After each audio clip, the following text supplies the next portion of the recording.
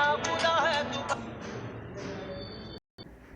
बच्चों, आज 4 फरवरी की आपकी वर्कशीट आई है, वर्कशीट नंबर 33, जिसका टॉपिक है terms, factors and coefficients of expression. हमें पता है एक्सप्रेशन क्या होते हैं, लास्ट वर्कशीट में हमने पढ़ा था एक्सप्रेशन क्या होते हैं, जो टर्म्स से मिलकर बनते हैं। देखो यहाँ पे लिखा है सारा, हम अच्छे से समझेंगे। एल्जेब्रिक एक्सप्रेशन हैज़ वन और मैनी टर्म्स। जो एल्जेब्रिक एक्सप्रेशन होते हैं उनमें एक या एक से ज़्यादा टर्म्स होती हैं। जैसे ये लिखा, ये एक एल्जेब्रिक एक्सप्रेशन है, इसके अंदर 3 टर्म्स हैं। जैसे यहाँ लिखा है second point, terms are separated by sign. जो टर्म्स हैं वो किस किस से हम कैसे कैलकुलेट करेंगे कि इस एक्सप्रेशन में कितनी टर्म्स हैं।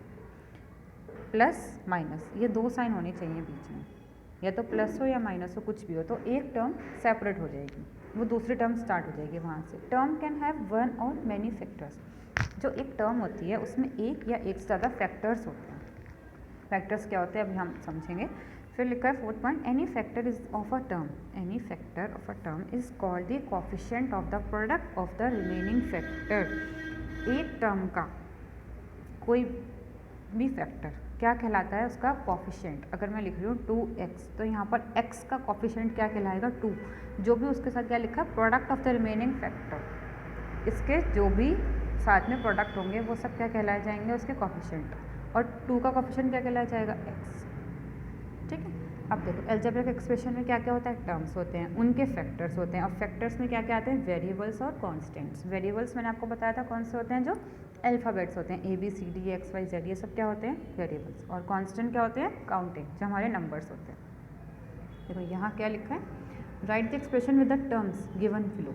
कह रहे हैं right the expression with the terms given below. जो आपको ये 3 पॉइंट्स दिए गए हैं, इनमें कुछ टर्म्स दिए गए हैं, आपको इनका एक एक्सप्रेशन बनाना है। और अभी हमने क्या पढ़ा, प्लस या माइनस के हम कोई भी एक्सप्रेशन बना सकते हैं। ठीक है, तो यहाँ पे हमें कितनी टर्म्स दी गई हैं, 4 टर्म्स दी गई हैं, 2 3 4। इसको मैं थोड़ा बड़ा करती हूँ। यहाँ पर हमें 4 टर्म्स दी गई हैं, तो हम इसको बनाते हैं। देखो बच्चों, अब हम क्या बनाएंगे, इनके एक्सप्रेशंस बनाएंगे इन टर्म्स। क्या लिखा है, 5xy, कॉमा लगाए हम वहाँ प्लस लगा देंगे, 7zx, कॉमा लगाए प्लस लगा देंगे, 8lk। अब एंड है, हम प्लस लगाएंगे, लेकिन यहाँ ऑलरेडी माइनस दिया तो हम क्या लगाएंगे, -10। ये आपका एक्सप्रेशन बन गया। ऐसे सेकंड, 8mn, कॉमा लगाए प्लस लगा देंगे, 7ab। फिर माइनस है तो माइनस ही लगाएंगे, जहाँ माइनस गिवन है वहाँ माइनस ही, -5। ठीक है, 2 पार्ट मैंने आपको करके दिखा दिए, थर्ड पार्ट आप खुद से करेंगे बिल्कुल ऐसे ही, जहाँ माइनस है वहाँ माइनस, जहाँ बाकी जगह प्लस लगा के आपका एक्सप्रेशन रेडी हो जाएगा। अब देखते हैं, ये बता रहे हैं एल्जेब्रिक एक्सप्रेशन। एक एक्सप्रेशन आपको दिया है इन्होंने, 4xy - 5x + 6।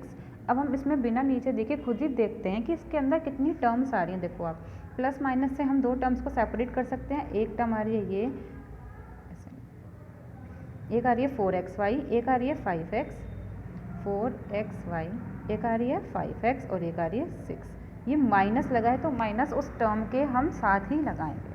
ठीक है, देखो जैसे यहाँ लिखा है फर्स्ट टर्म, सेकंड टर्म और थर्ड टर्म। माइनस है तो माइनस ही लगाएं, यहाँ प्लस लगा दिया, अगर हम प्लस ना भी लगाएं तो चल जाता है।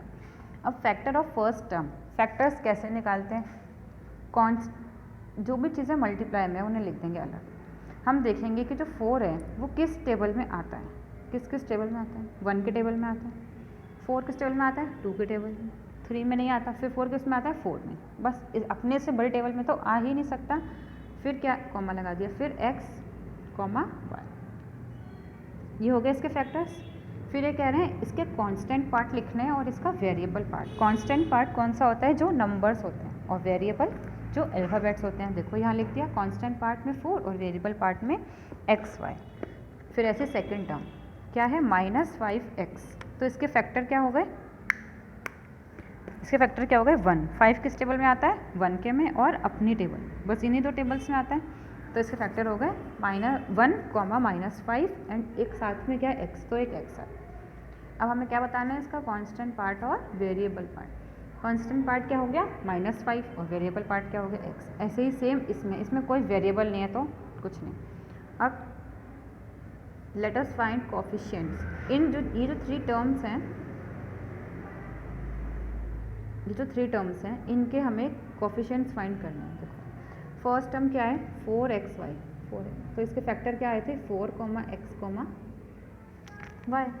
कोफिशिएंट ऑफ 4 मैंने बताया जो उसके अलावा जितने भी नंबर होंगे वो सब उसके कोफिशिएंट में आ जाएंगे।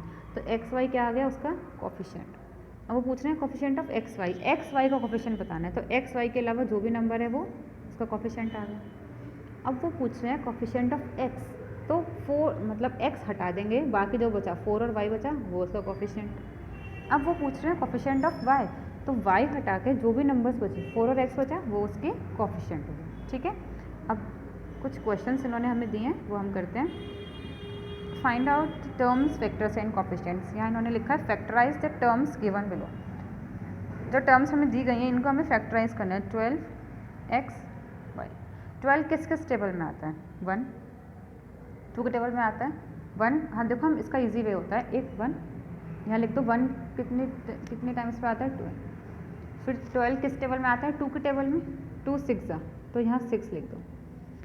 फिर 2 हो गया 3, 3 4 12, 3, 4।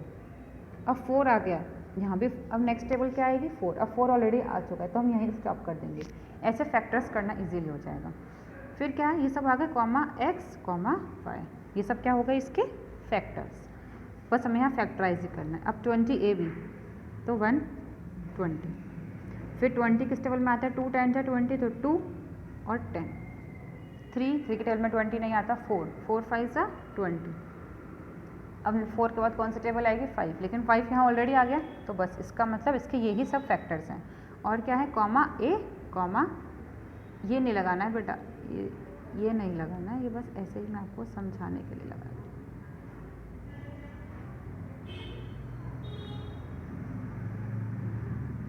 a, b ऐसे ही आप बाकी सारे भी निकाल लेंगे।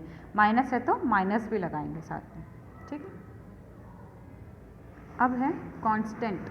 आपको बताना है right the constant part in the terms given below.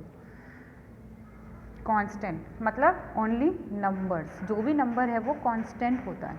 तो फर्स्ट में क्या है 23, सेकंड में 12, फिर इसमें कुछ भी नहीं है, इसमें कोई भी नंबर नहीं है, माइनस है तो -1। अगर कोई नंबर नहीं है मीन्स उसका कांस्टेंट पार्ट एक 1 होगा बस और कुछ नहीं।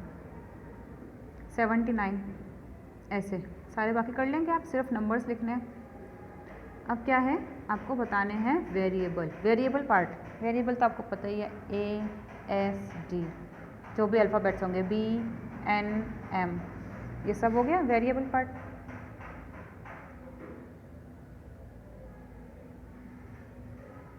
Let us find coefficients. ये रह गया था बेटा, देखो सेकंड टर्म का भी निकाला, जैसे हमने यहाँ फर्स्ट टर्म का निकाला था ना, इसमें ये सेकंड टर्म का भी है -5x। सेकंड टर्म क्या है -5x, तो इसके फैक्टर्स क्या हो गए 5 × x × -1। कोफिशिएंट ऑफ -1 क्या हो गया 5x। कोफिशिएंट ऑफ 5 क्या हो गया -x। माइनस का ध्यान रखना है, वो हमेशा साथ में चलेगा। ठीक है बच्चों, बहुत ईजी वर्कशीट है और इंटरेस्टिंग वर्कशीट है। फैक्टर्स, कांस्टेंट, कोफिशिएंट्स और बहुत ही इंपॉर्टेंट वर्कशीट है।